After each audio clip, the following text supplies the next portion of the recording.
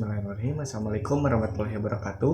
Perkenalkan, nama saya Ahmad Rijal Hidayat dari kelas B dengan nomor NPM 211002506. Di sini saya akan menjelaskan tentang pokok-pokok kebijakan dalam peraturan pemerintah 39 tahun nomor 39 tahun 2021 tentang penyelenggaraan jaminan produk halal. Indonesia adalah negara demokratis yang sekular dan mayoritas penduduknya yaitu orang muslim atau beragama Islam. Dalam syariat Islam, pola hidup manusia telah diatur sebagai agama yang sangat memperhatikan fisik dan jiwa manusia. Manusia menjadikan makan dan minum sebagai kebutuhan yang harus diutamakan. Hanya saja agama Islam telah memperlakukan konsep halal yang harus kita praktekkan, utamanya semua yang berkategori pangan haruslah halal. Sedikit pun tidak boleh terkontaminasi bahan yang meragukan.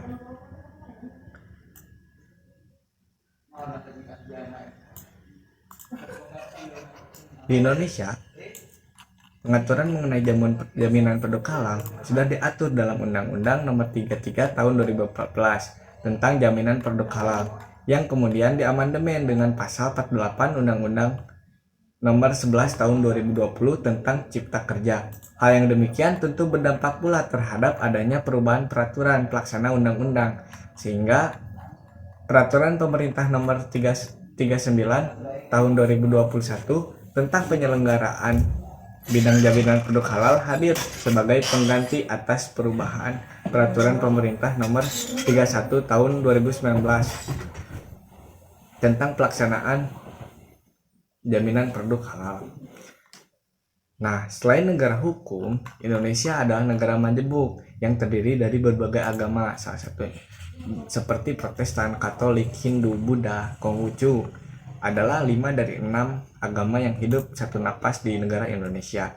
Islam merupakan agama mayoritas dengan jumlah penduduk kurang lebih 207 juta. Muslim Indonesia artinya 87,2% penduduknya mayoritas beragama Islam. Dengan fakta yang demikian, maka wajar apabila dominasi agama mempengaruhi terhadap perkembangan hukum nasional.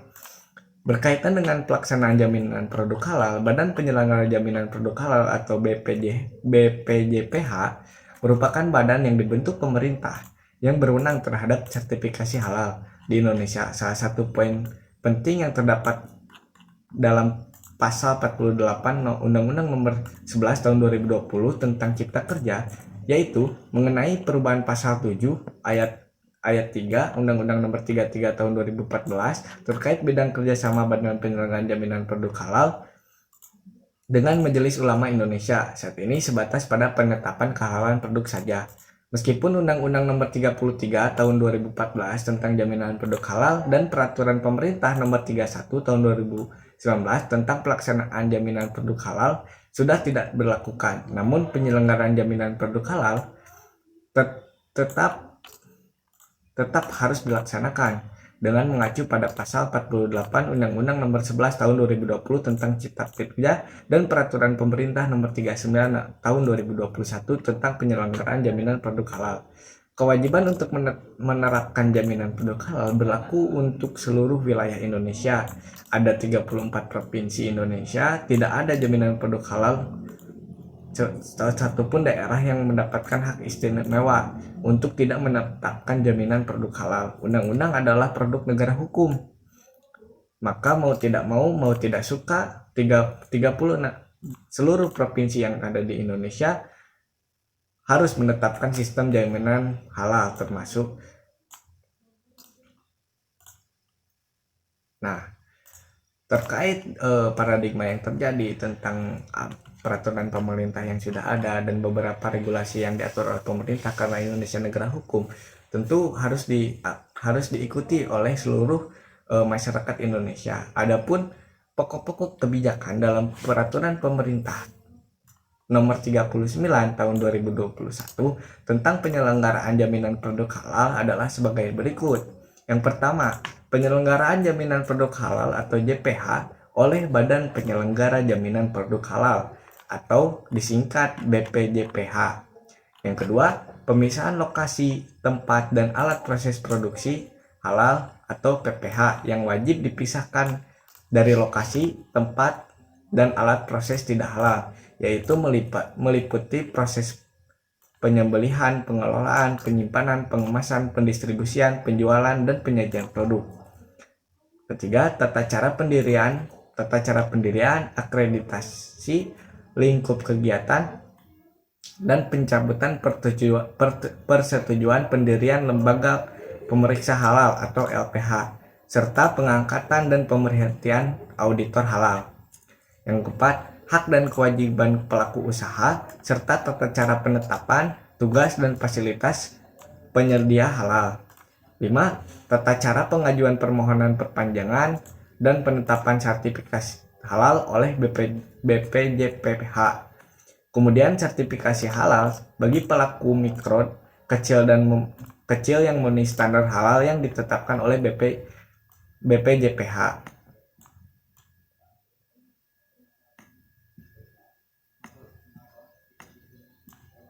Ketujuh, pencantuman label halal dan keterangan tidak halal. Kedelapan, pengawasan jaminan produk halal atau JPH oleh Badan Penyelenggara Jaminan Produk Halal. Kesembilan, kerjasama dalam penyelenggaraan jaminan produk halal atau JPH oleh Badan Penyelenggara Jaminan Produk Halal dengan kementerian yang menyelenggarakan urusan pemerintahan di bidang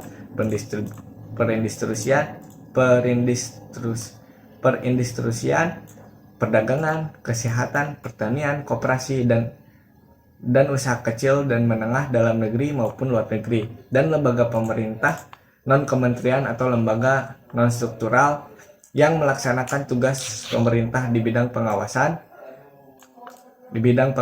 obat dan makanan atau standarisasi dan penilaian kesesuaian dan akreditasi serta LPH dan Majelis Ulama Indonesia. Sertifikasi produk dan registrasi sertifikat halal bagi produk luar negeri dan jenis produk yang bersertifikat halal, dan tahapan sertifikasi halal jenis produk setelah memperlakukan wajib sertifikasi halal bagi produk yang tersebar dan diperdagangkan di seluruh wilayah Indonesia. Nah, terkait memang Undang-Undang Nomor 39 tahun 2021, lalu pada proses selanjutnya ada mekanisme yang harus ditempuh, yaitu pada Undang-Undang Nomor 33 tahun 2014 tentang jaminan produk halal direvisi melalui Undang-Undang Nomor 11 tahun 2020 tentang Cipta Kerja. Perubahan tersebut meliputi ketentuan-ketentuan yang berkaitan dengan proses bisnis sertifikasi halal, kerjasama BPJPH, lembaga pemeriksa halal atau LPH, dan auditor halal, penyedia halal, peran serta masyarakat, sertifikasi halal, label halal, self-declare, dan sanksi administratif. Itulah pokok-pokok mengenai Undang-Undang Nomor 39 tahun 2021 tentang produk halal. Tentunya undang-undang ini atau regulasi ini harus diikuti dan ditaati oleh seluruh masyarakat Indonesia yang memiliki usaha ataupun usaha kecil menengah ke bawah ataupun produk-produk lain yang harus sertifikasi halal sesuai dengan regulasi yang ada. Mohon maaf bila mana ada kesalahan atau kekurangan. Terima kasih. Bila mana ada kesalahan yang kurang berkenan, mohon dimaafkan.